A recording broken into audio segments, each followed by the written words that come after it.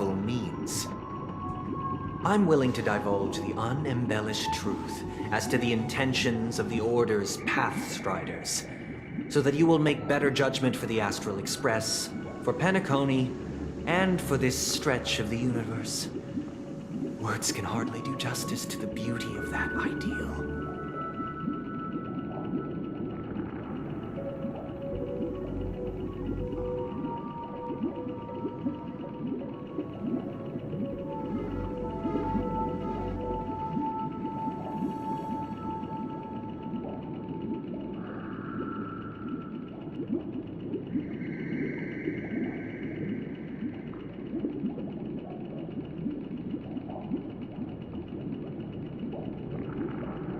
So, come with me, everyone. Let us retrace our steps and see once again where this road leads.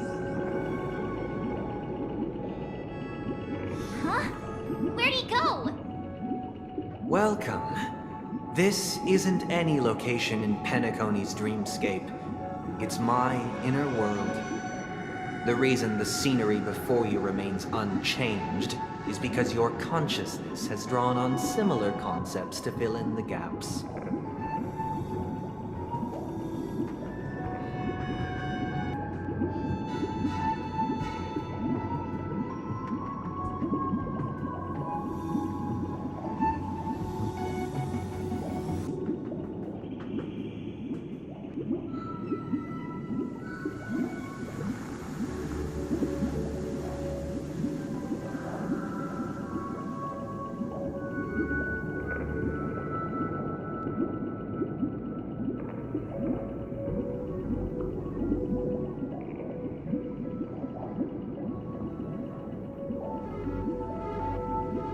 Did you do the same to Welt?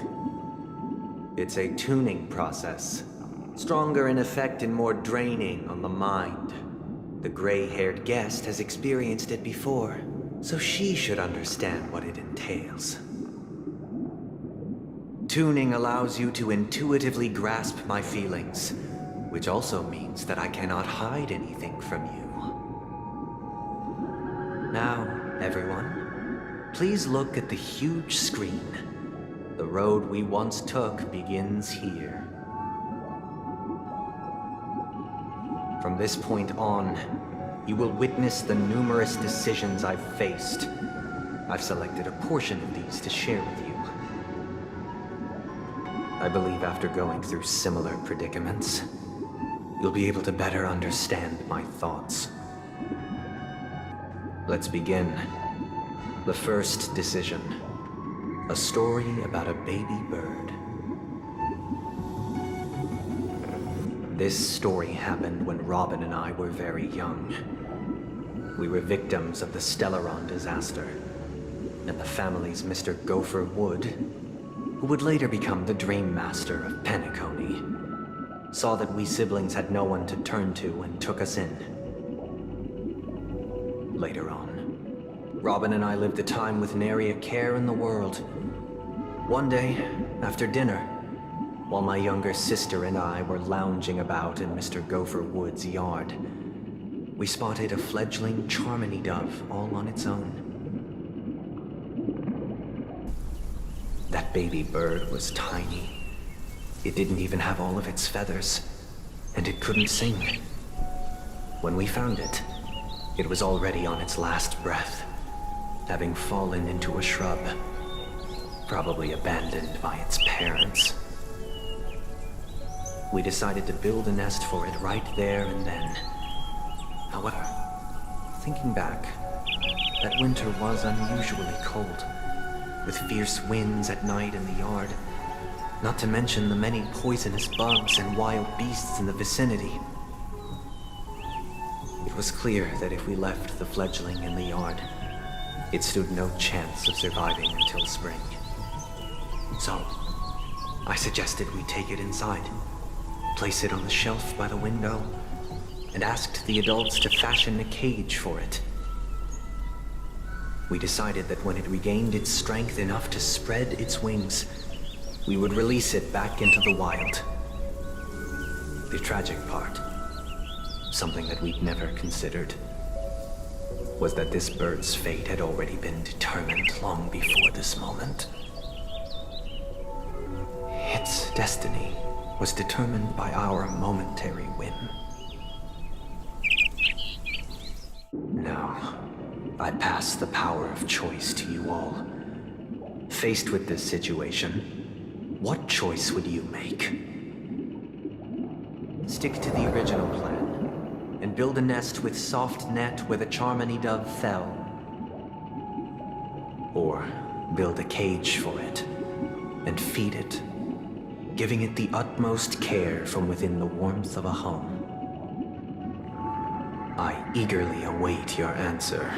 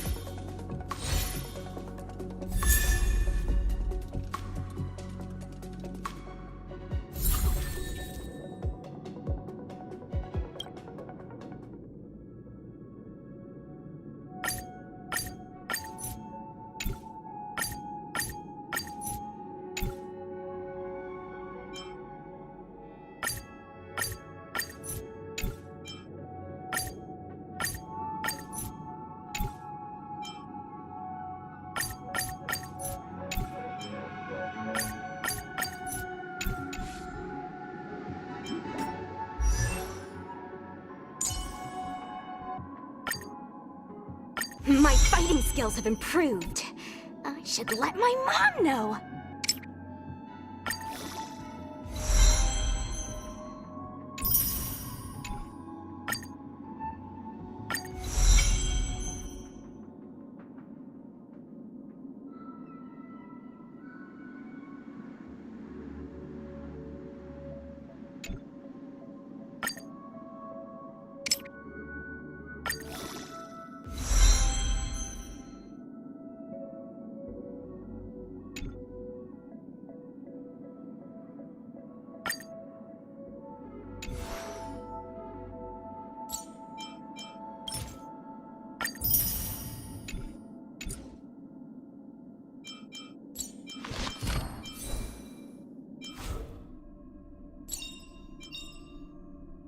Sooner or later, I'll make my mark in history.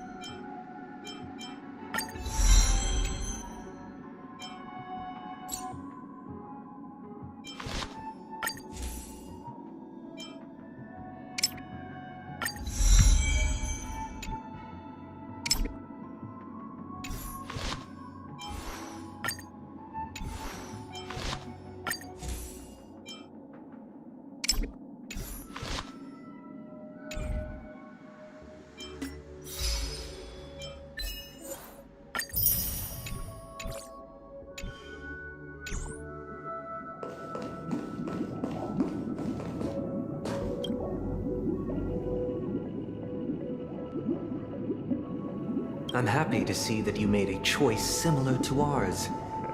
If your mind is made up, let me reveal the outcome of this choice. We passionately nursed it back to health, preparing only the best food for it every day. We even preened its feathers. Later, on the day that Robin left Penacony, we opened the cage door and let it fly back into the sky. I watched it for a long while by the window, probably about 3 or so days.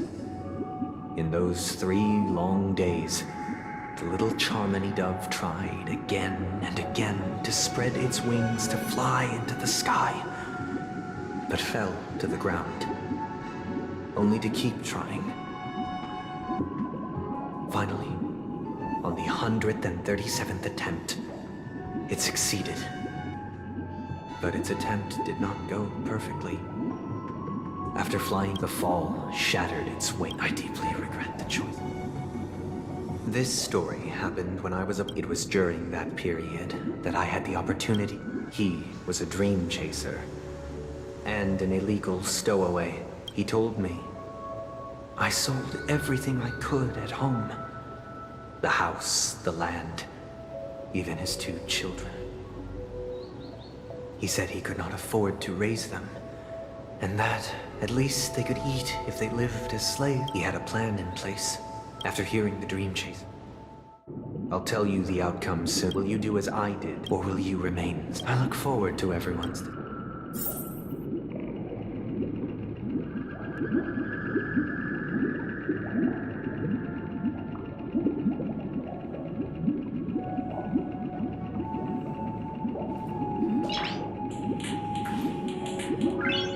Noise.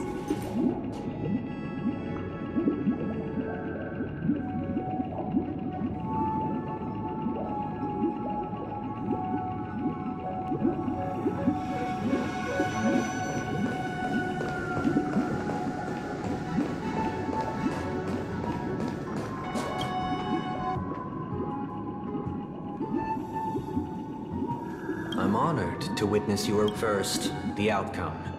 Now then, he told me the reason he was in this in the end. As to your choice and the story this time. This story, what surprised me was that the letter contained the... Do you know? My sister. To help you grip. From what the letter indicates, Correct.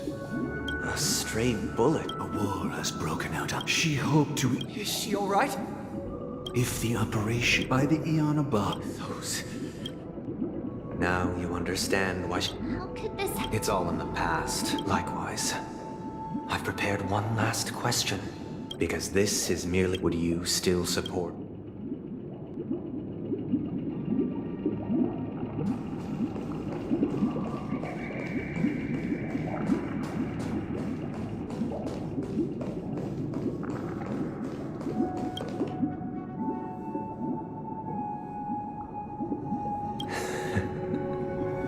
I see.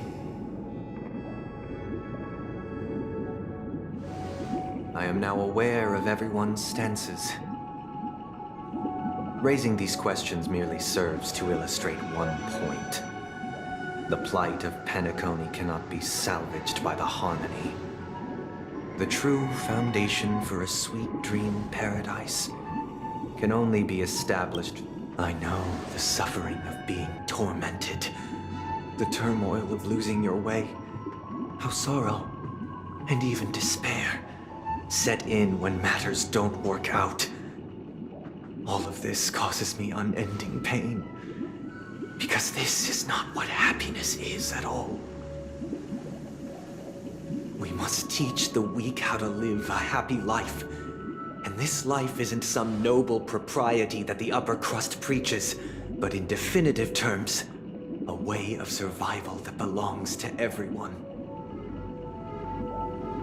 So what is your definition of living a happy life? Good question. Human consciousness is fundamentally an illusion, a cage known as self-worth. People lured in by this illusion make mistakes, yet still ask that external influences bear the burden. When one mistake after the next permeates the masses, they become impossible to trace. Thus, the amassing of these individual cages culminate to form a prison. A place dictated of nature is always accompanied by predation and sacrifice. Its antithesis is known as order. That is what I want to do. Unite people's happiness under the banner of order. They won't need to make bitter choices any longer, nor face the weaknesses of humanity. They can cast aside their primal instincts to build a haven for mankind. Simply describing thoughts is far too abstract, so allow me to provide a simple example. During these hard-earned rest days, people are given the chance to extricate, and it is only on these days that people do not have to. From where I stand, society's ideal system should be 7 rest days. Following Sunday, there should ensue a second, a third, and indeed an infinite procession of Sundays. And thus, every person can return to their base selves in this utopia. Some gaze in reverence at the stars, pouring their whole beings into calculating the distance between us and the isolated world of Pagana. Meanwhile, there would be no need to bear the hardships of reality. Only in this way can humanity face the inevitable end with the purest of spirit, living a life of dignity. Miss Firefly, you who are stricken with entropy loss syndrome, you of all would surely understand this.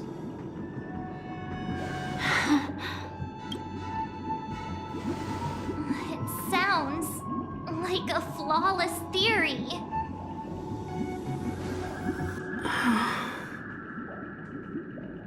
But what is the... The cost is minute, merely a personal and eternal sacrifice. If this paradise is to be maintained for everyone, someone must remain trapped in solitary wakening until the... Awakening? Which means that this so-called paradise is still a dream. Stepping into this paradise means forsaking reality, correct? It is not forsaking, but transcending. Flesh, blood, sorrow, weakness. If the physical is the root of spiritual suffering, it is only logical that we defeat it. But in this supposed bliss, people won't have defeated their demons. The chance to overcome their tribulations would be forever lost to them. In other words... That's another way of understanding it. But there is no shame in escape. On the contrary, the seeds of escape exist in everyone's hearts. Don't you agree, Miss Firefly? And as to why we sleep, it is because we are afraid to awaken from our dreams. But this is not in conflict with the grand plan. Only in acknowledging this can we truly understand the frailty of human nature, and from there, show compassion and protection.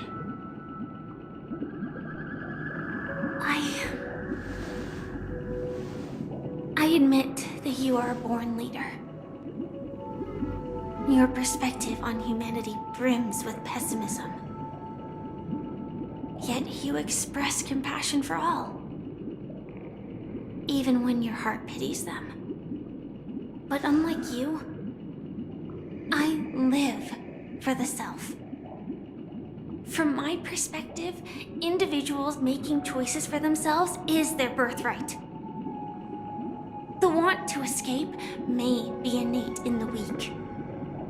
But whether they are weak or not, it is not up to another to decide. Perhaps in your mind, you also view me as weak?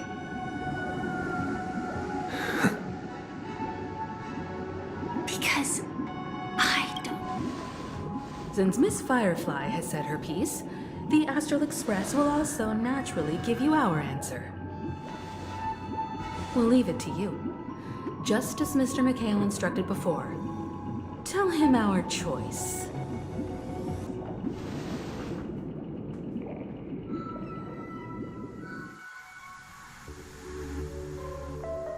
What is this place? Does this place ring any bells, Misha?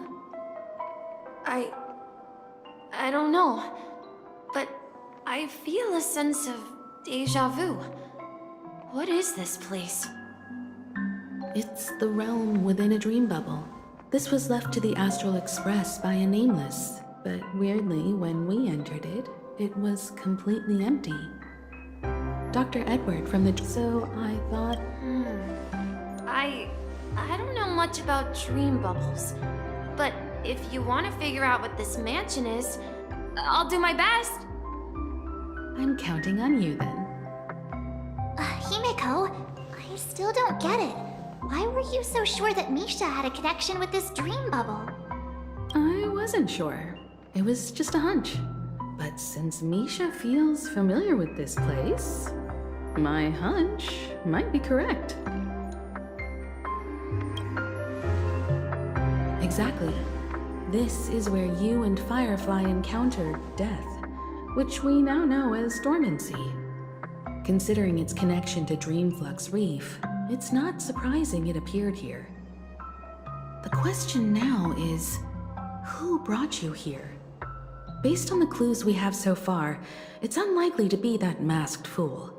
So identifying them is crucial to us. We're drawing closer to the truth once more. Let's give Misha some time, as I believe he'll unveil the secret of this dream bubble. All right, but there are doors all over the place. Which one should we choose? Do you have any idea, Misha? I guess...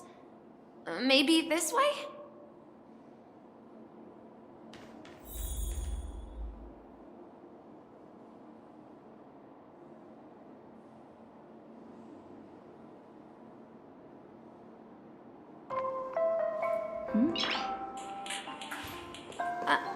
I'm not entirely sure, but let's give it a try.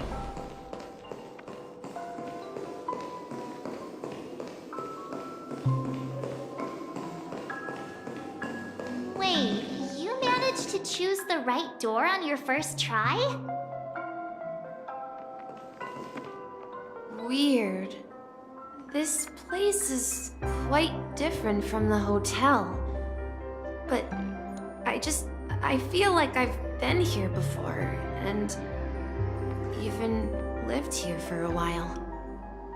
If I remember correctly, there should be a fireplace down that hallway. Clocky and I used to sit by the fire, listening to the crackling of firewood. And the room on the other side was the toy room. I loved spreading out all the toys. Hold on. This doesn't make sense. Didn't I grow up in Dreamflux Reef? So, what is this place? This could be a case of amnesia. But don't worry, Misha. It's common for since this place seems familiar to you, why don't we explore a few more rooms and see if you can recall anything more? Yeah, then let's check out the rooms I just mentioned.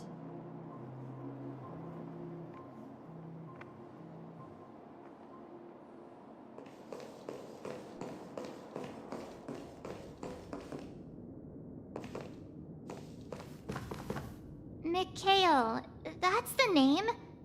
Now we all know him as the Watchmaker. So, who is he talking to? Do you know anything about it, Misha? I'm sorry, I don't know much about the Watchmaker.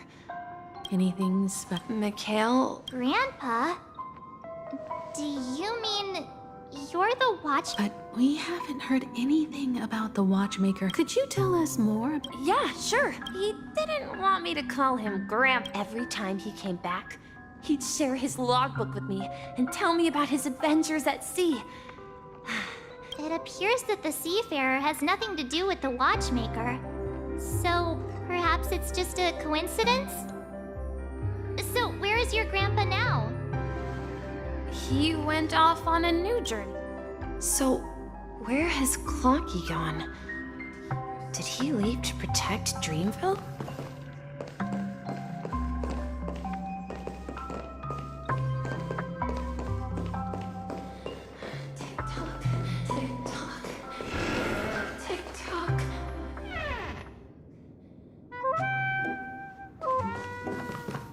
I heard some noises from the room. Origami Bird? That's a friend of mine. You and Origami Bird are friends? Yeah. It's a member of the Compass crew, just like Clocky and Miss Mirror. And there's more than just one Origami Bird. They are a big family with lots of brothers and sisters who look the same. They follow Miss Mirror's orders and handle all sorts of jobs on the ship. They're the best sailors. Sailors? Can origami birds be sailors? Could you tell us more about the compass? The Compass is a ship bound for the new... That's a great story. But in the Penacony cartoon, Clocky and his partners have always lived in Dreamville and never ventured out, right? Huh? Oh, that does seem to be the case. Weird. I clearly remember...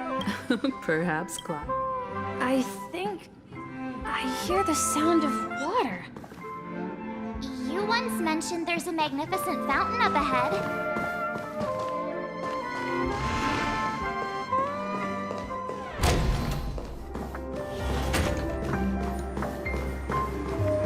Look, there it is!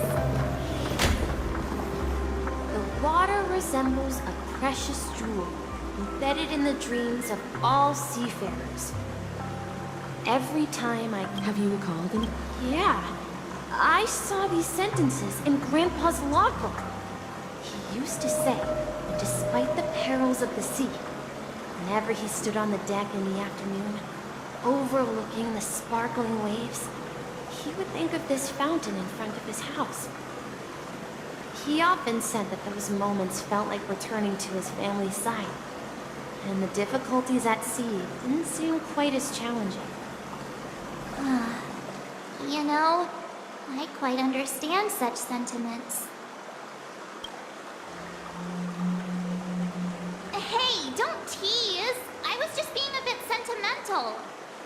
Perhaps every adventurer far from home carries a fountain within their soul. Even though the other side of the sea remains shrouded in the unknown, the fountain in front of his house serves as a compass. Yeah. Well, Grandpa was at home. We would stand by the fountain back then.